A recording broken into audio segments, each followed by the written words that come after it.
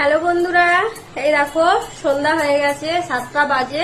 রশ্মি সোনাকে নিয়ে যাচ্ছে দেখো টিউশনে। তো চলো, ভাবলাম একটুখানি তোমাদের সাথে শেয়ার করি, ওই জন্য দেখাচ্ছি।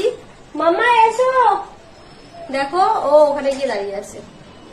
মা চলে আসো, লেট হয়ে যাচ্ছে, চলে আসো। চলো এটা রেখে দাও, জায়গায় রেখে দাও, চলো চলো টিউশন চলো। এই দেখো আমাদের সোনাটা কোথায়, সোনাটা কোথায়।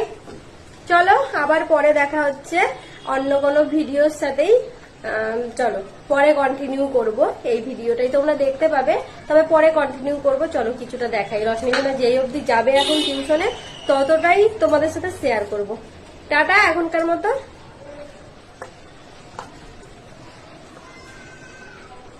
তো হ্যালো এভরিওয়ান, কেমন আছো সবাই? আশা করি তোমরা সবাই খুব ভালো আছো। তোমাদের ভালোবাসার আশীর্বাদে আমিও কিন্তু খুব ভালো আছি।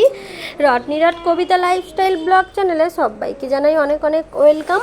আর আমার এই ভিডিওটা যারা ইউটিউব থেকে দেখছো অবশ্যই আমার চ্যানেলটাকে সাবস্ক্রাইব করে দিয়ে পাশে থেকো, আর যারা ফেসবুক থেকে দেখছো অবশ্যই আমার পেজটাকে ফলো করে দিয়ে পাশে থেকো। তো দেখো বন্ধুরা, টিউশন থেকে তো চলে এসেছি, এসে তোমাদের দাদাভাই নিয়ে এসেছিলো বাইরে থেকে বিরিয়ানিটা আমি খেয়ে নিয়েছি।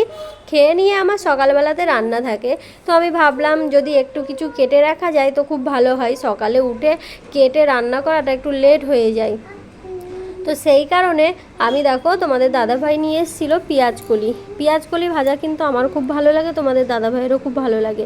আর এত মাটি ছিল, মানে কি বলবো, তোমরা তো দেখতেই পেলে, তোমাদেরকে দেখালাম প্রচুর মাটি ছিল। তো আমি খুব ভালোভাবে অনেক কভার করে ধুয়ে নিয়েছি, কারণ না হলে মাটি থাকবে, সেই বালি কিচকিচ করবে, একদম পুরো রান্না করে ফেলতে হবে। তো দেখো সুন্দরভাবে ধুয়ে নিয়েছি, তোমরা দেখে বুঝতেই পারছো জলটা কিন্তু পুরো পরিষ্কার হয়ে গেছে। দেখতে দেখো কি সুন্দর লাগছে বলো, সবুজ আর সাদা সাদা জলের মধ্যে, মানে হেভি দেখতে লাগছে।